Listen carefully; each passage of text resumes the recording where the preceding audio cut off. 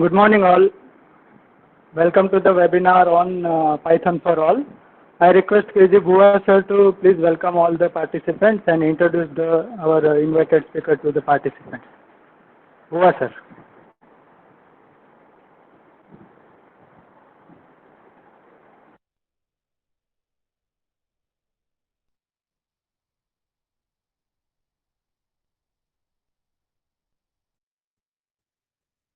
Hello.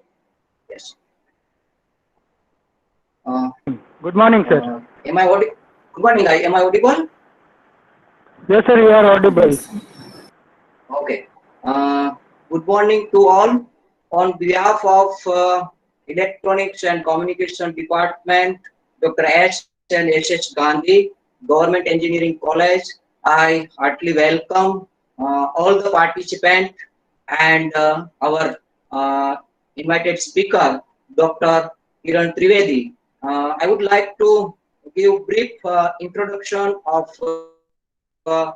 Kiran Trivedi. He has passed his Bachelor of Engineering degree from Shantilal Shah Engineering College, Bhavnagar in 1996. Also, I am happy to inform all of you that I was as a faculty at that time at Shantilal Shah Engineering College, Bhavnagar. And he has completed his ME from LD Engineering College, Ahmedabad, and also has doing the PhD degree from RK University.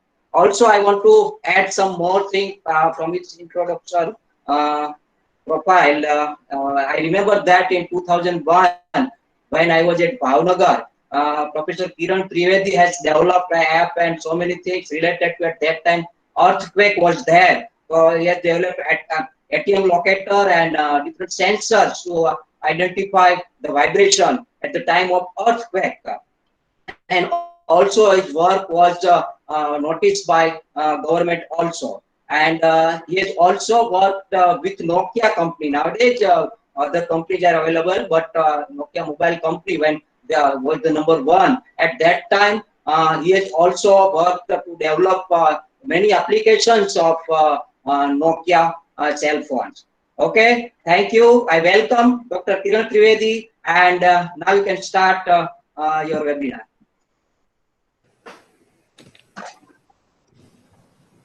Thank you, sir, and welcome to all the participants. Very good morning to all of you.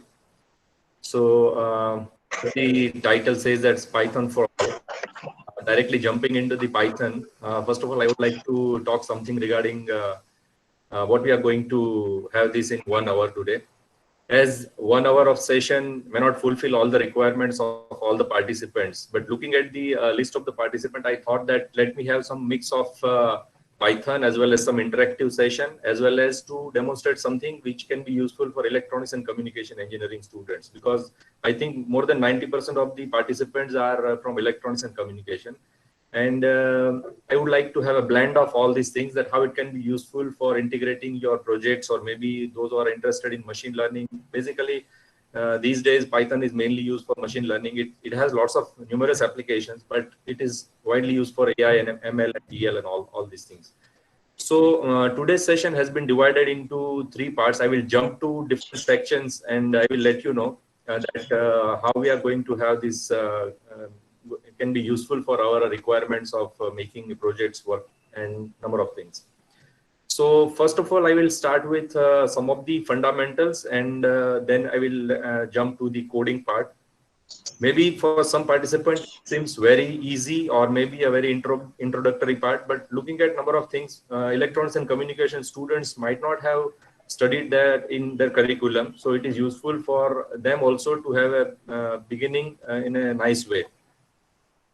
I would like to mention here is that Python is very useful these days, and it's not a new programming language or maybe a scripting language. It's used since many years. When I was doing my master's in 2005, I had used Python for Symbian. At that time, I had made some applications using Python.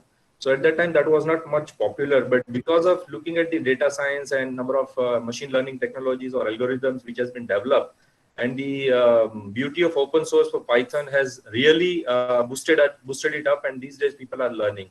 If you look at the CBSE syllabus of 11th standard, they have a Python as a subject, or maybe in computer subject, they have a Python language. And when I looked at the content of this 11th standard book, it shows that there are a number of machine learning libraries what students of 11th standard are learning.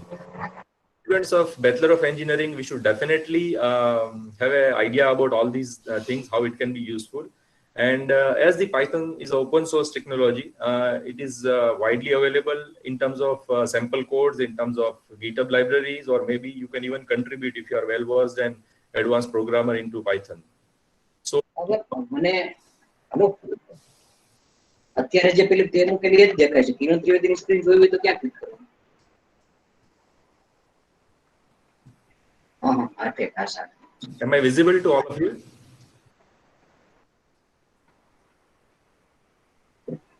Okay. Now I would like to share my screen. Yes, sir. Please share.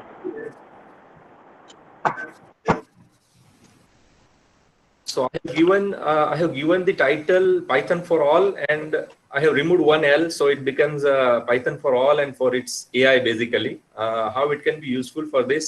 So I will start with some of the fundamentals of AI, and later on I will jump to the coding part of that. So let us see the first part, like human intelligence, machine intelligence, AI at a glance. I'm not going to demonstrate some AI-enabled hardware because it's not possible to share during the webinars. So first of all, what do you mean by human intelligence? You know, like we consider that human beings are so much intelligent and we can do everything, but we can definitely do only once we are learned or we are experienced or we have been trained. Without training, even without doing anything, we cannot learn anything and we cannot acquire intelligence. So like as when you process the data, it becomes the information becomes knowledge, and knowledge becomes wisdom. So that is basically the intelligence of human. So these days people are trying to, or the scientists or engineers are trying to impart this intelligence into machines, and that is what we call as machine intelligence. So we train machines and finally we make them intelligent based on the training which we provide to them. So that is what we use Python for all these machine intelligence. And looking at the embedded system part, we have even AI-enabled embedded systems where even the Python is widely used. If you are aware of a hardware called a Telit, it's a GSM module. It's a very small GSM chip which can be used for interpreting the Python program. So you can load number of Python files into the embedded system and you can run as per the condition or as per the situation or as per the pin enabling. So this is what the beauty of the Python, that even you can load into an embedded system and you can load n number of programs into that, and you can finally have an hardware interpretation into the embedded system. So looking at the broader area of artificial intelligence where Python is used, so you might have come across these words like what is artificial intelligence, what is machine learning, what is deep learning. So if you look at this, that AI is a very broader area where machine learning is part of that, and again in that we have a deep learning. So any technique which enables computer to mimic human behavior is all about like artificial intelligence. And deep learning is basically the subset of machine learning which makes the computation multi-layer using the neural networks. Now, why deep learning is so much popular these days? Because, you know, like all these technologies like machine learning or artificial intelligence or maybe the deep learning uses mathematics. That is mainly the statistics. So it is not a new technology in terms of not a new subject, but finally it has become much popular these days because of the higher processing power of the computer or maybe higher computing facilities, recent developments in some algorithms, as well as we have an access to larger amount of data. We have access to the higher storage devices or maybe the cloud technology, and that is why all these technologies have been popularized so much, so fast in last few years. Now, there are few types of machine learning algorithms which we use using Python. That is mainly the supervised learning, unsupervised learning, reinforcement learning, semi-supervised learning, etc. Giving you a very brief introduction of supervised learning is that whenever you give instruction in terms of a label of the data, that for example, you have a photograph of say a cat and photograph the dogs, give those labels. That is basically the supervised learning by which you are giving the computer instruction that what photographs which you are being trained on that, they are having labels. When you have an unsupervised learning, we don't give any labels, but computer try to understand by looking at number of similar features, and it tries to identify and create some label based on that. Reinforcement learning is basically kind of a feedback system where if the performance is good, the system is given some marks or some positive aspects, or maybe if it is not performing well, it is like simply a teaching to a student. If the student performs well, we give some chocolates. So that is a kind of the appraisal to the system. So that is basically the reinforcement learning. And semi-supervised learning is a blend of supervised as well as unsupervised learning. Now, I will not go in detail of all these deep learning concepts because we want to start Python today and we want to see that how it can be useful. But I will definitely go to some of the fundamental things which is required for using Python for artificial intelligence, that I will demonstrate you and show that what are the things which are needed for that. Jumping to the slide which is of importance right now. For example, you want to do some work on machine learning, or maybe on a hardware, or maybe those students are from electronics and communication engineering, want to have some Python code running onto the hardware, or maybe they want to code something onto Raspberry Pi, etc. What do you need basically for that Raspberry Pi? So you need a Raspbian OS loaded into the Raspberry Pi on which you can run Python programs. So you need to have installation of Python on that Raspberry Pi's memory card where we have loaded the Raspbian operating system. So as the Python is open source, you have various versions available which you can install into your Raspberry Pi. Some of the Python packages are nothing but simply the sort of libraries which are of important to you. Maybe if you're interested in machine learning, you can install SciPy or maybe NumPy, Pandas, various libraries which we'll see in brief. Jupyter Notebook. This is one of the important tool which we use for writing the Python programs, to run the Python programs, etc. So today I'm going to demonstrate all these programs, or maybe the sample codes on Jupyter Notebook itself. Let me tell you a brief about the Jupyter Notebook, that it's a web browser-based interactive Python environment where once you run the Jupyter Notebook, it will open into your web browser, and in the web browser, it has a capability that you will find some cells, and whenever you will be able to write the program, you can run the program inside the browser itself. So there is no need to even install, or maybe you can use directly the online Jupyter Notebook facility from the Jupyter Notebook site. Even various sites have also their package loaded on the cloud, and you can directly run them on the Jupyter Notebook. Different Linux-based OS. Today I'm working on a Windows PC, so I will use Anaconda. And using Anaconda, even you can run the Jupyter Notebook as well as all the Python programs. So if you have a Linux-based OS, you can definitely go to and download the Linux operating system, and there are various versions. If you are interested in developing on Raspberry Pi, you should definitely go for Raspbian or maybe in Nux. These are the two operating systems where your OS will support the Python and everything. Now, how to install Python? So it's a very interesting. Once you have a kind of a Linux environment, you can update your packages and upgrade your packages. That's a very common command we usually use for the installation of any of the Python packages or updating the software. So sudo apt-get update and sudo apt-get upgrade. These are the two commands which we usually run in the beginning once you have, because you know, like all these repositories are continuously being updated and people are contributing a lot. So even after 2 days, if you update some of the packages, they will have some updates, and it is necessary to have a up-to-date installation of any of the packages for Python. Then there are two options to install the Python. Either you can build it from the scratch and use it and run it. Otherwise, you can directly install the Python packages like as it is mentioned in the slide, like in the last line. Sudo apt-get install Python, and you have to mention the version. There are two versions right now for Python. Currently, the popular one is Python 3, but I should definitely say that Python 2 was the version which has been so popular these days. Even still today, people are using Python 2. Now, what are the main difference between Python 2 and Python 3 is that Python 2 is basically a kind of a legacy Python where you have all the older versions of Python and which are being supported, and more number of source codes available as a sample. If you want to refer some of the codes, you will have options available into Python 2. But the biggest problem right now is that Python 2 is not being maintained, and Python.org has actually stopped maintaining it. But Python 3 is systematically managed today. It is being updated and maintained well by the open source community. And Python 3, where you will find that there are few less library as compared to Python 2, because Python 2 has richer set of library, but you can definitely use any of the version. So students should keep in mind that whenever you are installing your Python version, you should see that which version you are installing and what are the libraries being supported by this Python package. So I prefer both the Python packages.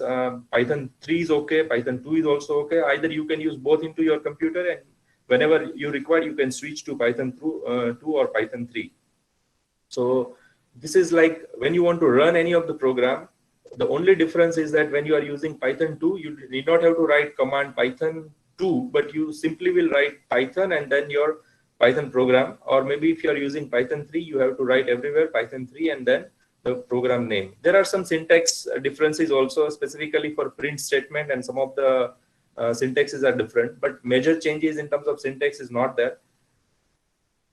So let us see some of the Python packages. Those who are very much new to Python, I would like to comment here that those who are familiar to C programming, whenever we write a C program, we write import libraries like import console.io.h, import bios.h, import math.h. So what are these header files? These header files are basically a kind of a predefined, pre-written function sets which we use directly into our C program. Similarly, in Python, we have packages or maybe libraries which we install, which has already a richer set of functions and number of things included into that. So if you're interested in developing some embedded system, which may be an artificial intelligence or which may be having a computer vision facility on Raspberry Pi, and you want to train the model, or maybe you want to run an AI program onto that, these are some of the list of the library which are must, and you should definitely learn these libraries and you should know how to use them. So some of the popular libraries which I've listed here is the pandas. Pandas is basically mean for data manipulation, numerical tables and database files. NumPy is basically for array manipulation or using matrices and arrays or mathematical arrays or mathematical calculation. It's a high level mathematical library. So all sort of functions related to mathematics and array calculations are given into that. SciPy is one of the library which is basically a scientific library which is used for fast Fourier transform and signal processing, image processing, etc. Scikit-learn is kind of a tool for data analysis and classification, or maybe some sort of statistical analysis of regression and clustering algorithm, etc. Matplotlib is similar to like what we use in our MATLAB for plotting some of the things, or you can have plot of different types of graphs like histogram or maybe a scattered graph, etc. So whenever you want to plot something, you should go for Matplot library, that is Matplotlib. TensorFlow is basically by Google, and it's an open source software library for data programming across a range of tasks for specifically for neural networks. TFLearn is again a higher level library on TensorFlow, which you can use for AI and deep learning, or maybe for computer convolution neural network. And Jupyter Notebook is the one of the package which we use for writing the programs also. So Jupyter Notebook is a kind of a tool which we use for even data cleaning, processing, etc., and which we run programs on using Python. So how to install all these packages and libraries? Excuse me, sir. Hello? Sir, please restart your presentation because someone has taken over the presentation. Okay.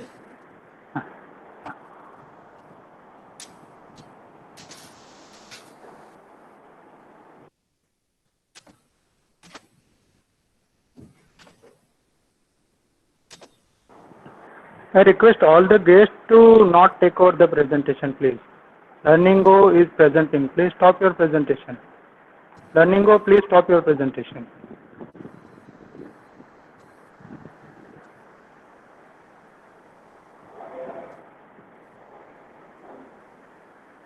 Okay, sir. Your presentation is visible now. Yeah.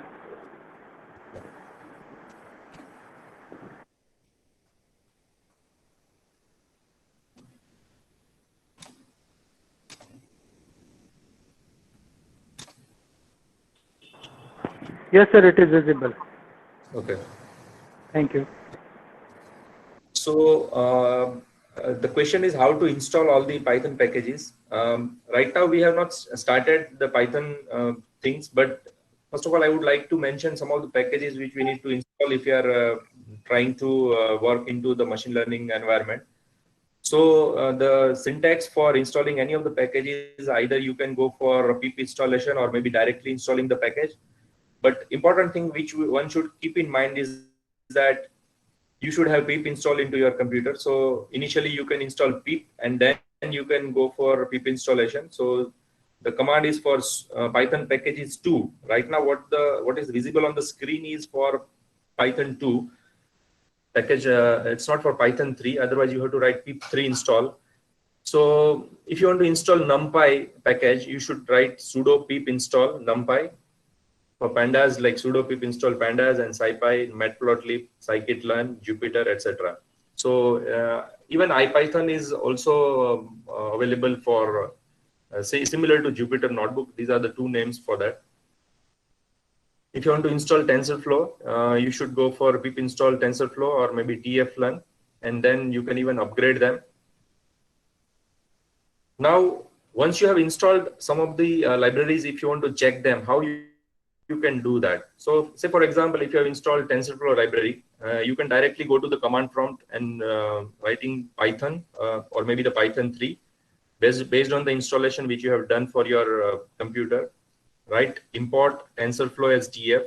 So if it doesn't show any error, it means that it has been properly installed, and then you can print some hello world kind of a message and check whether it has been installed properly or not. If you want to install OpenCV, it's a kind of a computer vision library, open source computer vision library. And these days, number of things have been included into the open source computer vision library, which can be used for manipulating images or maybe providing a kind of a face detection or face recognition or landmark detection on the faces, etc. These days in this pandemic, people have used OpenCV library for identifying a person even wearing a mask also. So it's that sort of highly intelligent library which we use for computer images or maybe the computer vision. So the command for installing the OpenCV is a little bit long process. The commands are mentioned here. I will definitely share this presentation so you can use them, or even you can even Google and find all the command instructions for installing the OpenCV library. And important thing is that some of the people use GPU also for machine learning projects. So there are some instructions given differently for CPU as well as GPU. So for example, if you're installing TensorFlow for GPU, you have different commands. So that are mentioned on the Google Cloud sites where the TensorFlow libraries have been given in detail. So you should refer those things. If you are using GPU, you should definitely change the commands based on the GPU installation. Now, some of the other libraries like HD5 are some of the requirement while using the TensorFlow, etc., or maybe the OpenCV also. So take care in while installing all these things. Okay. Now, what I will do is I will show you how to start writing a program.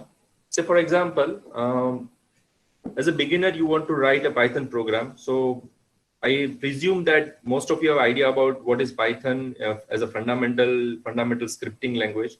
It's a high-level language. It's an open source language. It is maintained by open source community, and it is widely used for a number of web applications, AI, machine learning, or maybe computer vision. Even in most of the software tools or packages have also been built on the Python. So you should need an IDE, that is an integrated development environment, where you will write the program. For Python, there is no need to have a specific IDE. You can use any of the IDE and you can save your Python file as .py and you can finally run on your command prompt. There are three different IDEs available. Like PyCharm is one of the popular IDE which people use. If you don't have that, you can even use any other notepad or any text editor and write your program into that.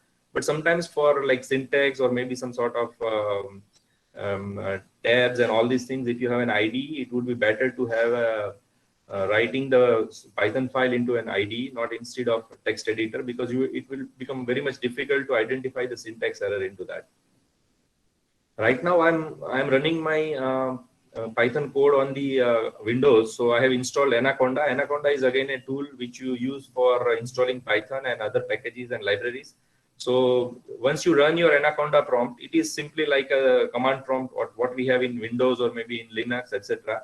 And you need to write Python and then IPython. It's an interactive Python. If you are using Linux, you have to write directly on the command prompt as Jupyter Notebook. So Jupyter space notebook without any quotes, etc. It will run the Jupyter Notebook. And once you run the Jupyter Notebook, it will open like this. So for example, here is a Jupyter Notebook environment, which has started into the web browser of mine. It's a Chrome browser. And once you look at this address bar here, it is not from any website. It is directly from your local computer. It creates a local host having some port 8888, and finally the environment will open, and that environment you can run this. So looking at some of the things, it initially shows you all the directory structures of your computer. Like here in my computer, I have a desktop and then Python lecture master and some of the other folders in which I have all the files available here.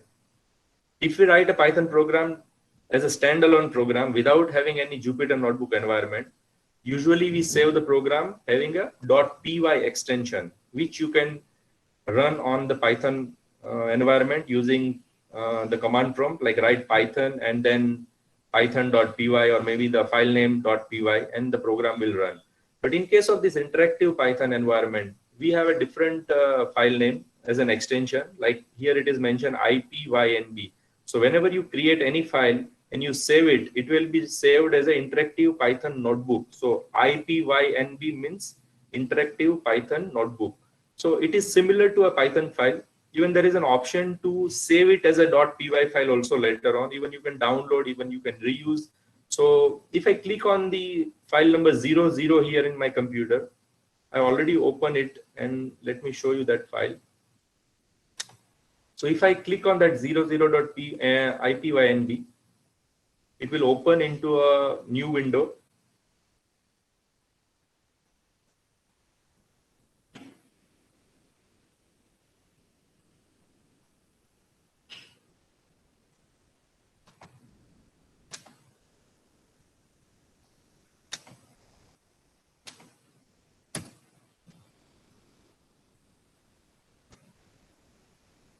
It is taking too much time. Let me show you one another which is already open.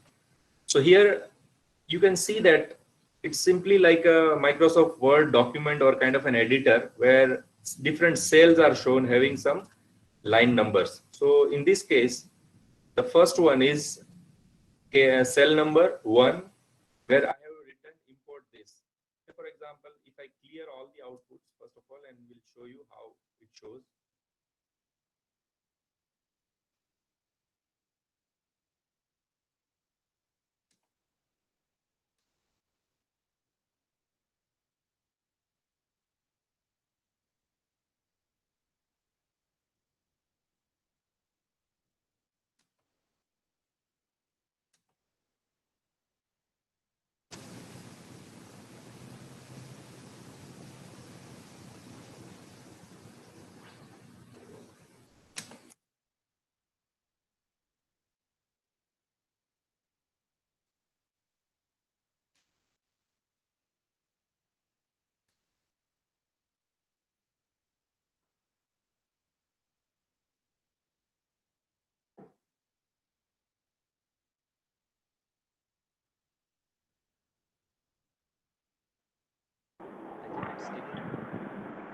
Excuse me, sir, your audio is not clearly audible. Please check. Okay. Yeah, it's fine now. Okay, fine. So let me show you this example by running this again. It takes time, but let me.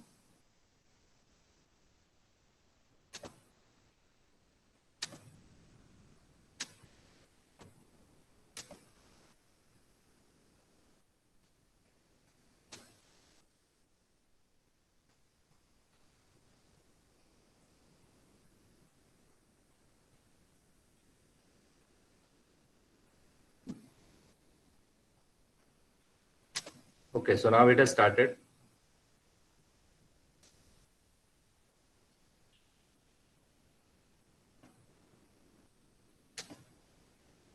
So there is an option to go to the cell.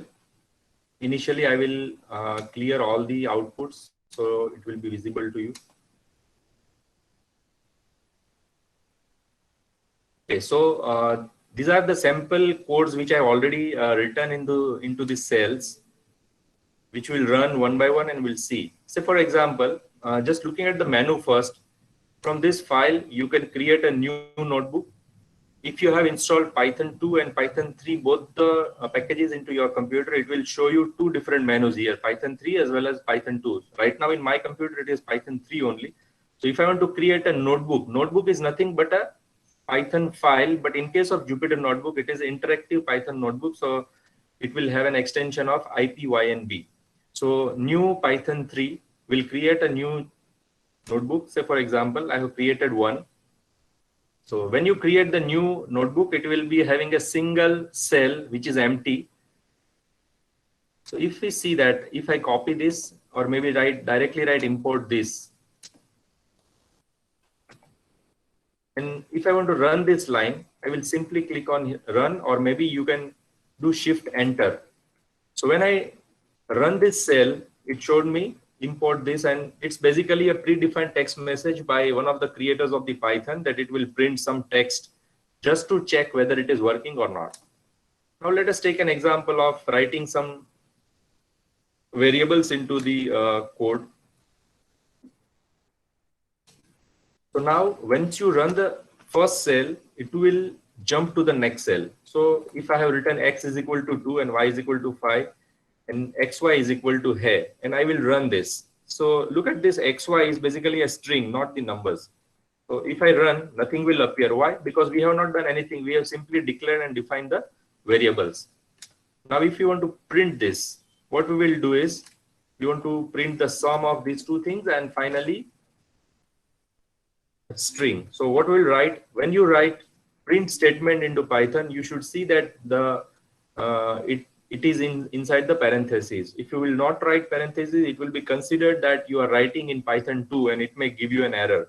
Say for example, I am removing right now the parentheses here and writing the syntax like Python 2 only. So if you're using Python 2, there is no need to use parentheses. But if I run this cell now, it has given me the error that there is a syntax error, missing parentheses in call to print. Did you mean print this? Now let me check it again and I will use parentheses here, because we are running the cell into Python 3, and that is why we need to see that we definitely use this. Now I will run this cell. It has printed 7. It's a sum of 2 and 5 and the string which we have used here. So again, going back to the slide, now I will not use the new cell and I will directly show you here, which I have already there. So x is equal to y is equal to 1. If you want to print x comma y, what will be the output? So here again, it has given some error. What is the reason? Because x is not defined, because we have not run this here and it should have been run in the previous slide, previous cell. So now it has given you the correct answer. What was the why that error appeared? That is just because we had not run the cell where the x was defined and y was defined, and we have directly jumped to the cell without running that. So once you run the previous cell, it stores the value into a temporary register or a variable, and finally it keeps in mind to run for the next time. So now these are the print statement. It's very basic fundamental things of Python. You can download this sort of code into a Python file also.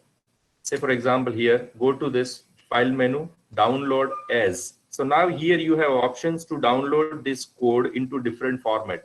Say for example, if you want to put this Python code into your thesis or somewhere else, you can download it as PDF file. You can even upload onto a website in terms of HTML. But when you want to run this into a kind of a Raspberry Pi or something like that, where you Python file directly, you can download it into a format of .py file. So this interactive Python notebook, maybe the Jupyter notebook, definitely gives us lots of opportunity to download the code in a different format Even it provides you cell by cell structure of running the program. And if there is an error, directly it appears below that cell. So let me show you some bitwise operators. For that, before that, I would like to show you the arithmetical operators. I will not run all these because it's simple. 1 by 1 plus 2, it will directly give you the answer like 3, etc., which you can even do directly on the command prompt of the Python. If you go to this logical operators, say here it is a equal to 2, b is equal to 3. Run this code. It will not give you any output because it's simply a definition and declaration of the variable. Now, if you print this, what will happen? See, here it gave us error because we are using Python and we had not shown here, did not use the parentheses. So I need to use, because the code which I'm using it for Python 2, and whenever I will use the print button, print command, it will give me the error. So clearing this will give you this values A and B, and the conversion into binary, that is 0B10. So if there is some sort of condition like conditional operators, what will be the output, etc. Okay, now jumping back to the another part of this session, this is related to string. So if you want to print some string like hello world, and it's very easy, I should not go in detail. But if you want to have a new line, you can directly type this onto new line and it will print on the new line. Say for example, if I write print my name is Kiran, and on second line I will type I love Python, it will print on 2 different lines.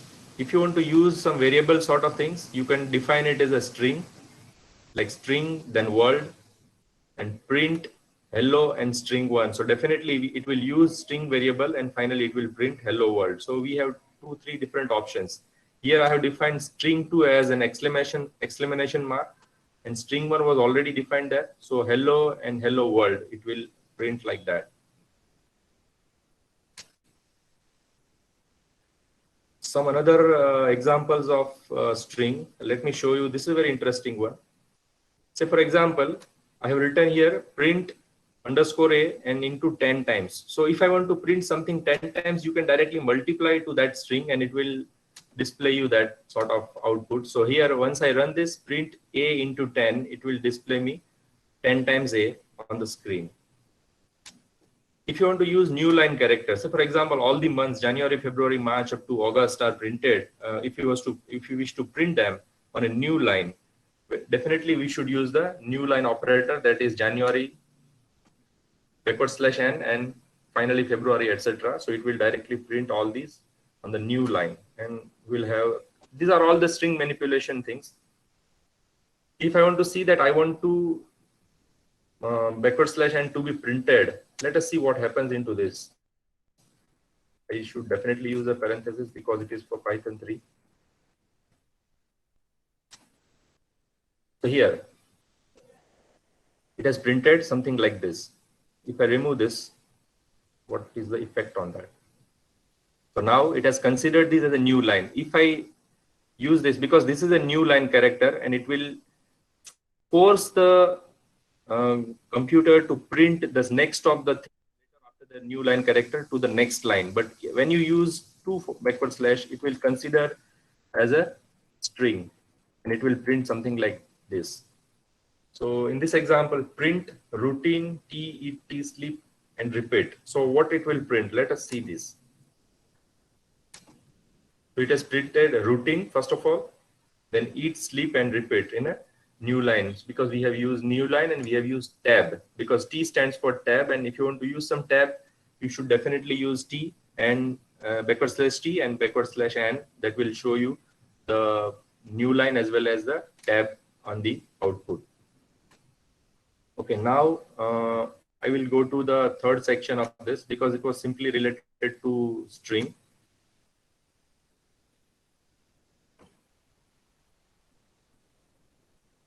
This is one of the interesting part of Python, that is related to data structures, in which format the data are basically particularly structured. And Python uses list basically. Lists are the most commonly used data structure in Python.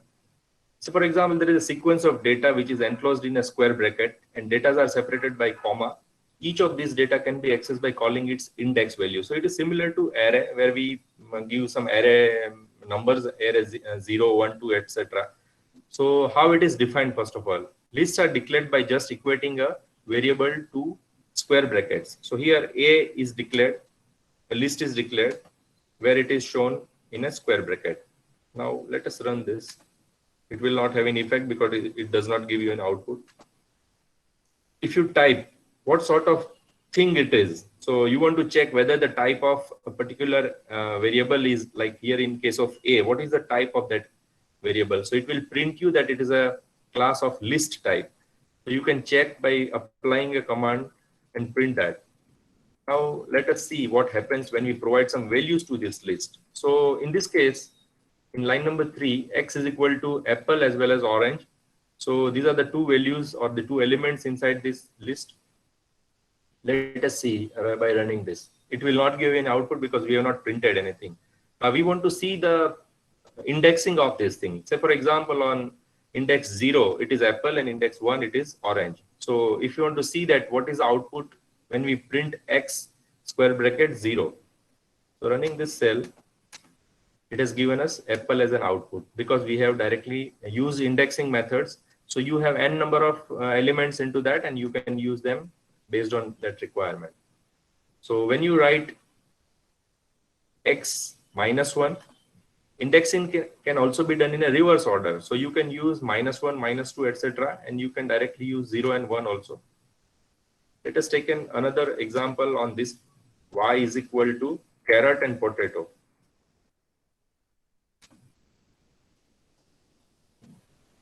Let us run this. It will not give you an output because you have not printed anything. Here we have declared two lists, x and y, each containing its own data. Now these two lists can again be put into another list. So you can have list into list. So x was already defined, that apple and orange. Y is carrot and potato. Now another list which we have created is basically Z, which contains x and y. But x and y were previously it was a list. Apple and orange for x and carrot and potato for y. So if you print Z, it can again print you the value of these two lists that which were part of Z now.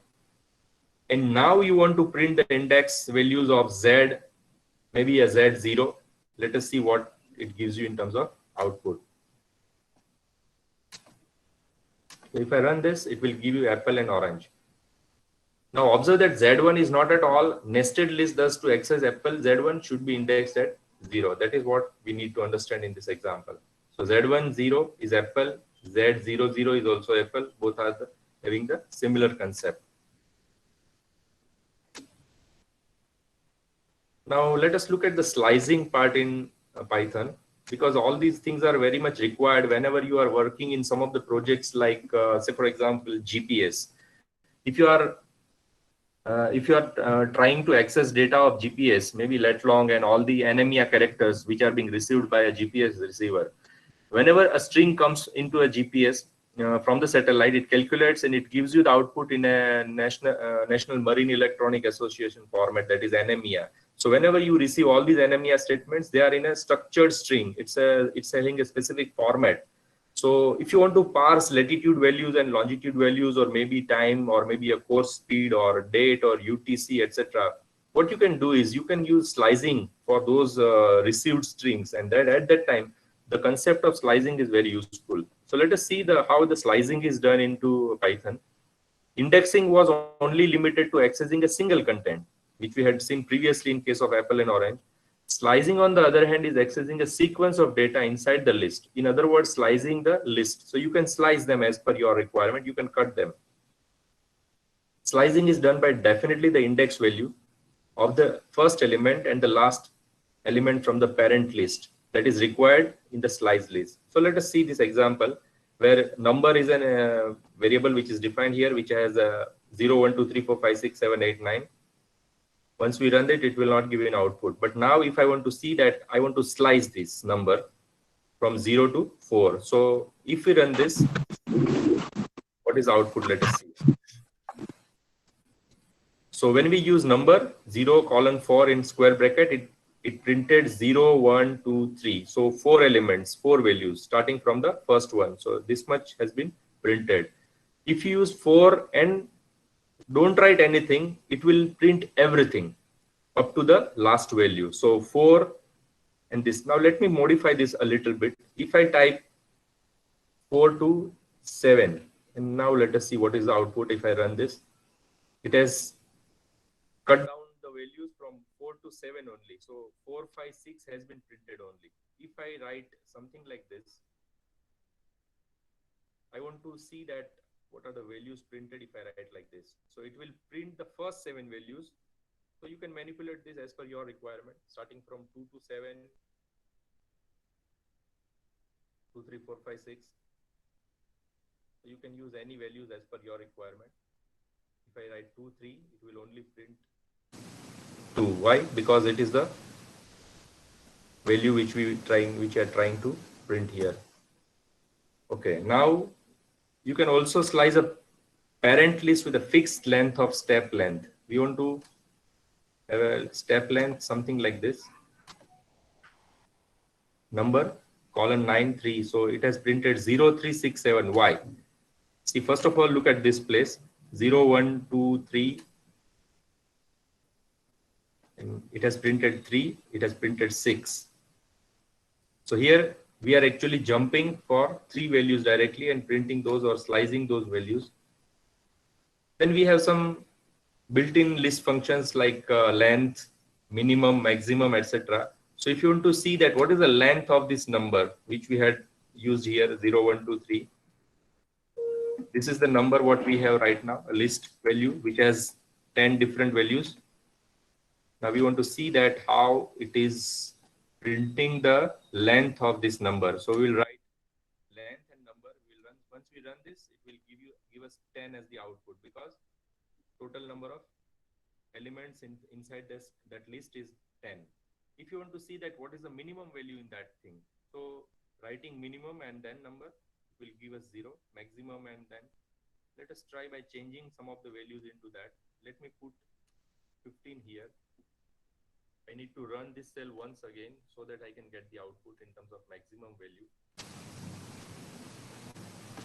Okay, now I will run this max number.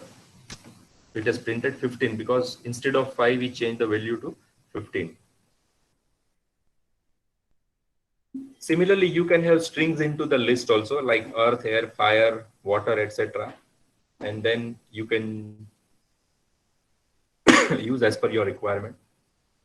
Even you can check using some condition to check if fire and Rajat are present in this list name. You can like type fire in names, it is true. Fire in Rajat in names, it is false because it is not mentioned. If you add something and you can check, if I run this cell, it will give you true, means it is there. So you can check even whether the string is available or not. So where it is used in case of machine learning or maybe any project related to natural language processing. These days, people are using sentiment analysis from Twitter. Let us take an example in terms of you want to find the sentiment these days, because like there are lots of people talking about Corona on Twitter, and every day a number of tweets are there, or maybe some hashtags used having some pandemic or etc. So you want to see that what is the sentiment of the world today. At that time, you want to identify some of the specific words. So you can use such sort of list and these sort of conditions, whether these words are available in that or not. Though it's a very big project and you need lots of data for identifying the sentiments of the people, and you need to have a idea how to scrap those data from Twitter and to use into your model and to feed them, how to train those models and use for getting the output of sentiments. But this is a very fundamental thing which is used somewhere in that sort of projects where you can identify the particular word, whether it is present or not. Okay, now jumping back to the another part, all these are related to list.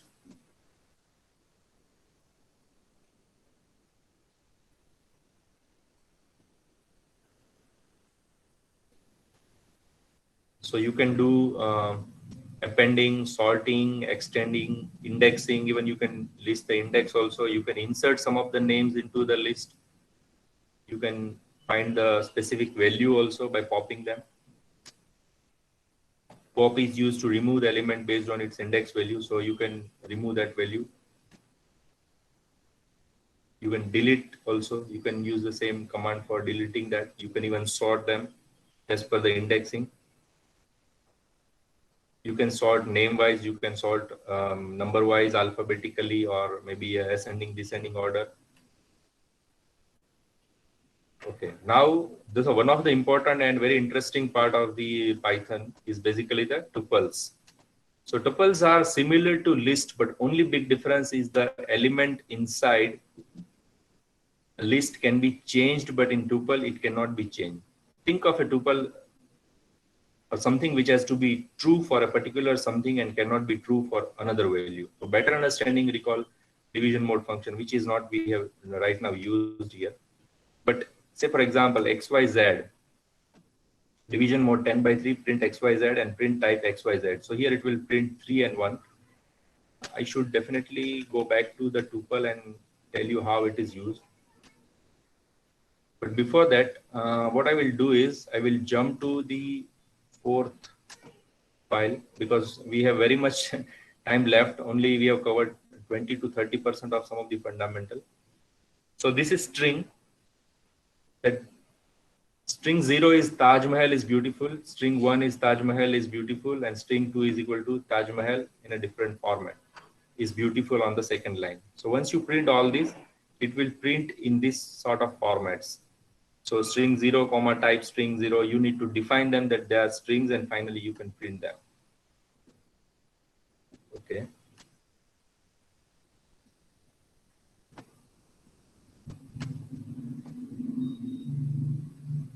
Now taking another one.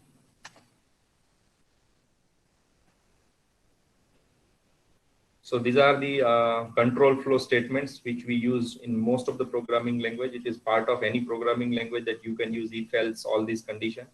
So I'm not going in very much detail of all this. So for example, here we have written x is equal to 12. If x greater than 10, print hello.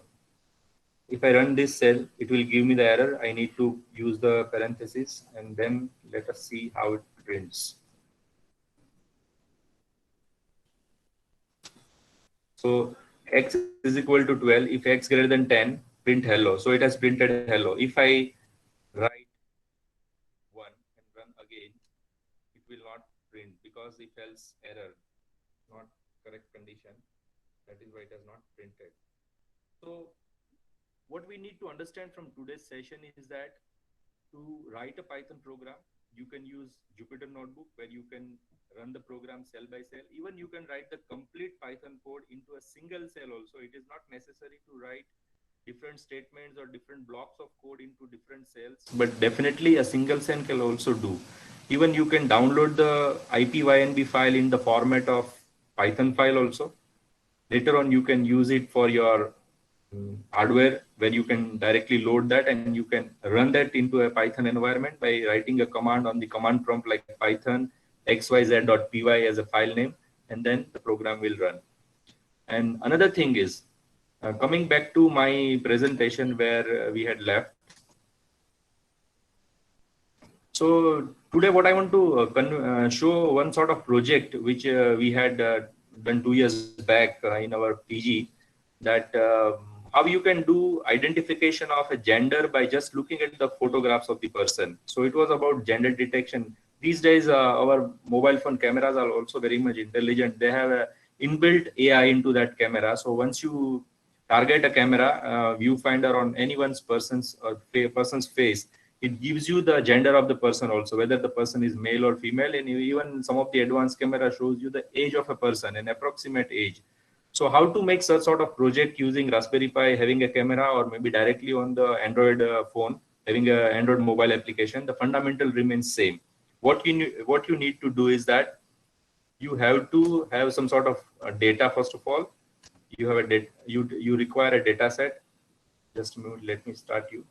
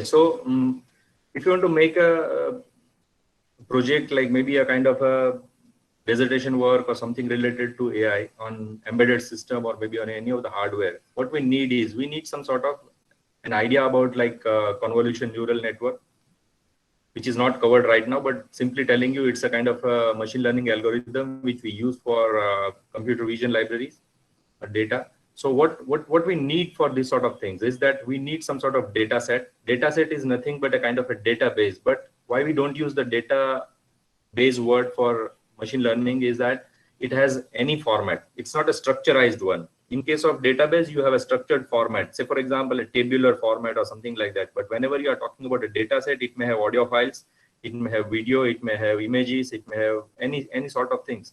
So we need some data. So for example, if you want to identify some sort of gender detection, you need photographs of male and female, passport size photograph, or maybe a face photograph of male and female, and it should be equal in number. Maybe if you're taking 10,000 photographs of male, you should take 10,000 of photographs of females also. So once you prepare them, you need to have sort of pre-processing and splitting of data set. It means that you need to pre-process the data set using Python libraries. And there are a number of libraries available for pre-processing the data set. You can remove those unwanted files, and you can even sometimes crop the images also, because maybe a photograph contains a photo of a person with two different other persons also, but here you need only one face photograph. So either you can crop using Python library and you can use them. So that is nothing but a kind of a pre-processing. Then you need to split the data set, because all the data set are to be divided into two main parts, training data set as well as testing data set. So maybe for training, you can use 60% of the data and 40% is for testing. So even people use validation data sets also for training, for testing, etc. And then we can use a convolution neural network for classification of all this. So how the process is done, that initially we have a training data set, which we compare with the received data set. Then we calculate the error cost, and finally we jump to the cost and stop, or maybe again recalculate the parameters, hyperparameter tuning and all these things. And finally, we can have our FX, that is basically the trained model, which we directly deploy into a Raspberry Pi or maybe on the Android application. So this is just how it was implemented on a Raspberry Pi platform for gender detection.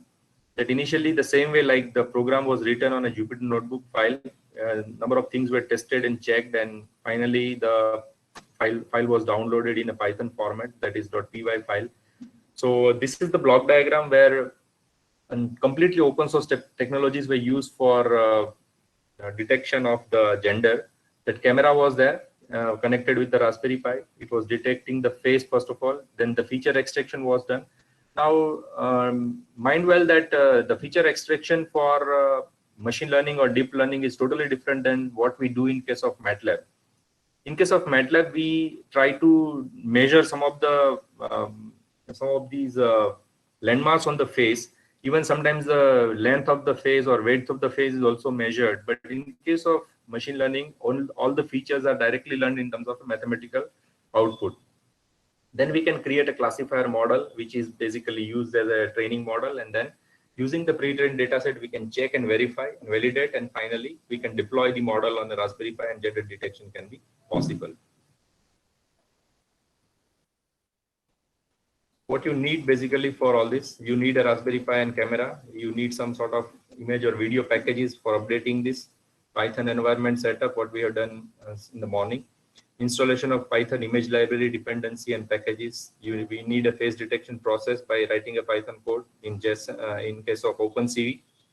Then if you want to use some facial landmark detection, you can use JSON format. It is not necessary to use all the times. If you're using Google Cloud Image Library, then definitely it will give you the output in a JSON format. And some facial parameters, you can create a data set, and you can directly download that data in a CSV file also, or maybe in a JSON response.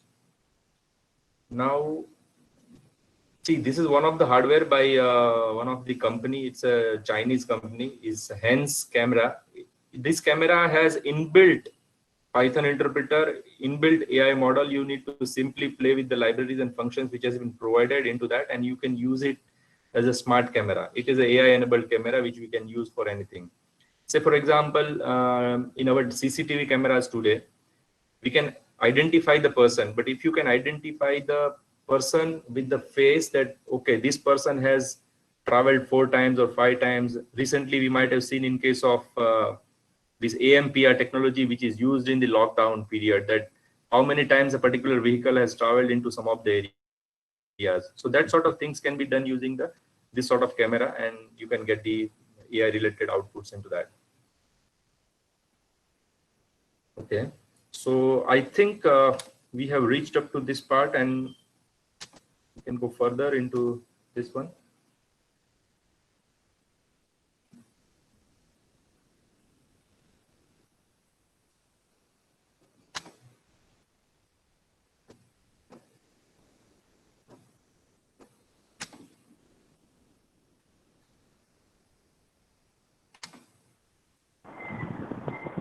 Sir, have you stopped the presentation? Your screen is not visible. Yes, I have stopped this because I think it's 1 hour, and if you want to take it further, we can definitely go for other examples and can show them.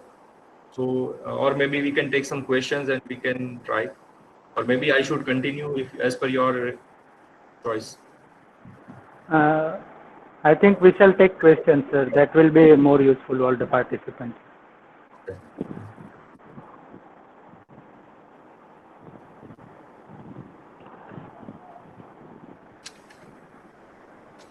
If there is something important that you still want to share, you can continue, Yes, sir. that I would like to mention here. The important thing is Python is a very easy scripting language which anyone can learn within a day or maybe within a week as per their requirement. Very important thing is how to use the libraries or packages which are available online. As per the domain of a person who is trying to use the Python, the important thing is, say for example, I want to use voice related things into my Python project. Then there is a library called Wavefile, which can directly process your audio or maybe images, put into a spectrogram and gives you the different output. So as per the requirement of a person, say for example, somebody wants to create a PDF file from the available data. Then there is a package for Python library like PyPDF. You can directly use and it can generate a PDF file. If somebody wants to make a chat bot or maybe an AI bot, or want to use a Telegram into their Python code, then there are some APIs available for Telegram or maybe Twitter. They can directly use these APIs into that, and later on it can be used. So as per the requirement, you should see that what sort of libraries you need. Today, I have focused mainly on some data science related libraries, which can be useful and popular these days. And that is why I tried to cover them into my session. But now the thing is how you are using those libraries. And once you use this library, there is no need to write much code into that, because libraries are specifically designed for that only, and it is meant for that only, that you can use those inbuilt functions for your purpose. So I suggest all of you to identify the library of your interest into Python packages and try using them. There are various options to run the Python code, either by Jupyter Notebook or maybe by normal standalone command prompt, and you can run them. Try to see that you use the proper version based on your requirement, either Python 2 or Python 3. And later on, you can have an inbuilt package. Other things in terms of I want to mention here is that once you have a Python code, and if you want to make some executable files, there are some very good tools available for making user interfaces also. Like what we see that in Visual Basic kind of a programming language, we can have a drag and drop of all these buttons and menus. So same way you can make some user interfaces also. If you want to make a user interface for MATLAB also, you have options into that. So similar way you have UI menus available for making those things, but you need to download those libraries. So these are some of the tips and comments at the end from my side. Hope it was a useful session to all of you. And though in a 1 hour we cannot cover much, but I tried to touch upon some of the basic parts and interesting part of the Python, which can be useful to everyone for their future projects or maybe for future career. Thank you so much. Thank you very much, sir. Now I request TP Dave sir to please extend vote of thanks. Thank you, sir. If participants have some questions, they can ask.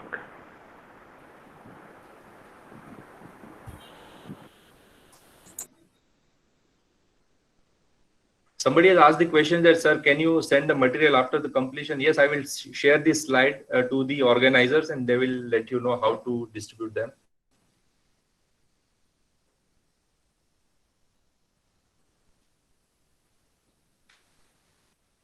Dave sir, continue. Dave sir. Yes, sir. Thank you, Dandukia, sir. Myself, Tushar Dave, HOD EC Department. Behalf of EC Department, I am thankful to Dr. Trivedi, sir. He is famous since 2000 among the academician for working in Python. Dr. Trivedi, sir, webinar on Python has given us a great knowledge of whatever the power the Python has. And I'm sure that this Python knowledge will help us in startup or research work, project work to our participants. Trivedi sir has shared the updated knowledge about the commands, about about the types, fundamentals, and the latest applications of Python. And Python is still very popular language, programming language in research work today. I am also thankful to Dandukia sir for providing us the Google Meet platform, and his dedication for serving the academics is very much excellent. I am again thankful to him that without his platform, it would have not been possible to conduct such a great webinar by EC Department. I am sure that this webinar will make a participant to also work in his areas. So now we end our webinar here. So we arrange another webinar tomorrow just for the information to the participants. And we look forward to participants that they will join tomorrow also. So thank you, and participants can leave. We declare this webinar end here. Thank you all. Thank you all the participants. Thank you so much. So asking about the feedback link, Dandukia, you please send feedback link is sent or not? I have shared the link in the chat window also, and I will send it again through email also, sir. Okay. So some participants are asking for feedback link. That is why I am confirmed. Okay. Yes, sir. We have shared also, and we will again share it. And we request all the participants to go through the upcoming webinars also, so that if you are interested, you can participate and take advantage. Thank you all for joining us. Thank you. Now I request all of you to please join this meeting. Thank you. Thank you, Trivedi sir. Okay, thank you so much, Bhuva sir, and thank you so much to TP Dave sir, DJ Patel sir, and GEC Surat for inviting me for this webinar session. Hope it was useful to everyone, and maybe if it is required, we can take it further also, because in an hour it was not possible to cover every aspects of that. I need to provide some fundamental aspects and some primary things, because when I saw the list, it was mainly for EC students, so I thought let me have a basic part of that. If interested students are requiring to have some advanced version, I can directly show a project also which was written in a Python, etc. So maybe as per the requirement, we can go further. Thank you so much once again to all of you for joining this webinar. Thanks. Thank you, sir. Thank you, sir. Thank you very much. Thank you, sir. Just I want to put some concluding remarks, sir. Okay. Yeah, sir. Most of the times it is quite not possible to share everything during the webinar. Once we have some relaxation from this COVID-19, I request Kiran Kumar Trivedi sir to visit the college physically and guide the students and faculties to how to, you can say, take advantage of Python programming. Thank you, sir.